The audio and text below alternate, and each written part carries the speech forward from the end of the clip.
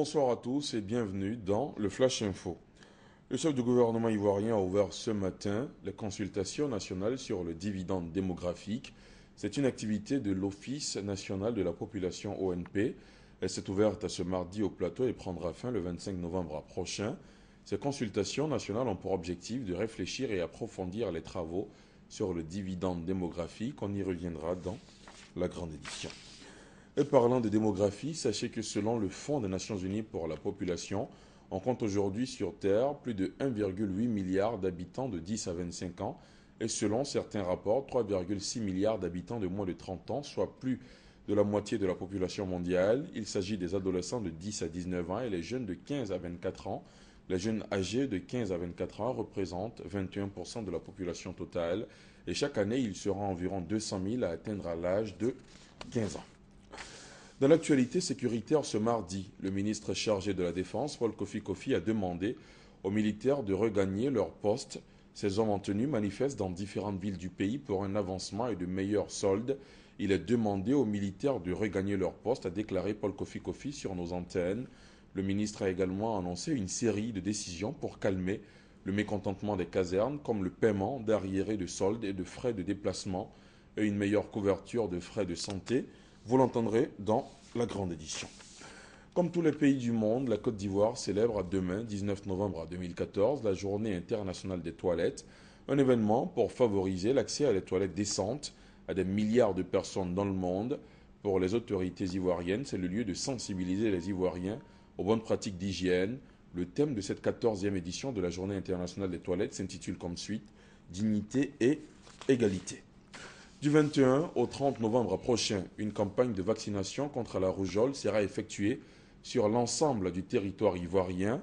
En prélude à cette campagne, le ministre de la Santé et de la lutte contre le sida s'est entretenu hier avec les membres du corps préfectoral, histoire d'aborder tous les paramètres afin de trouver les voies et moyens pour une campagne de vaccination réussie. Depuis le 8 novembre, le décret d'interdiction des sachets plastiques non biodégradables est en application.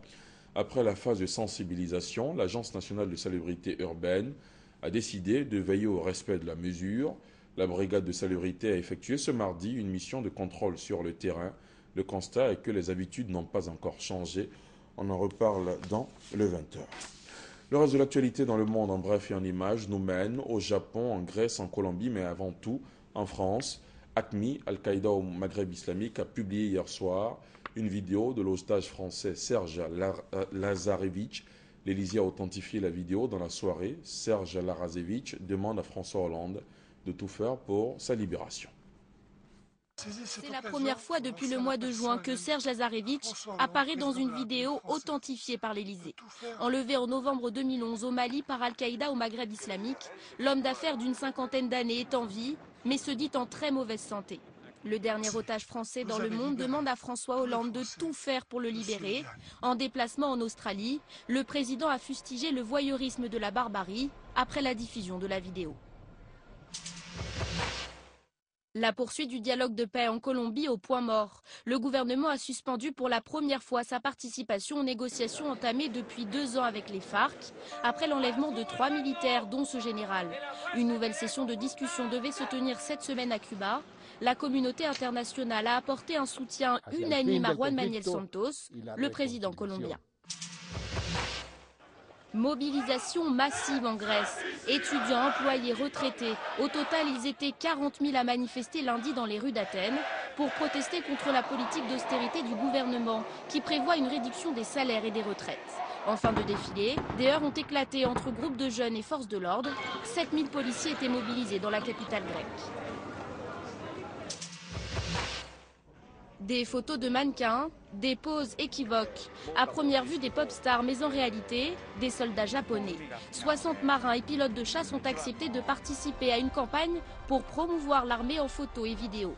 Objectif, inciter les jeunes à rejoindre les rangs. Depuis leur publication en mai dernier, 16 000 albums photos se sont déjà vendus. Les éditeurs envisagent même un tirage supplémentaire.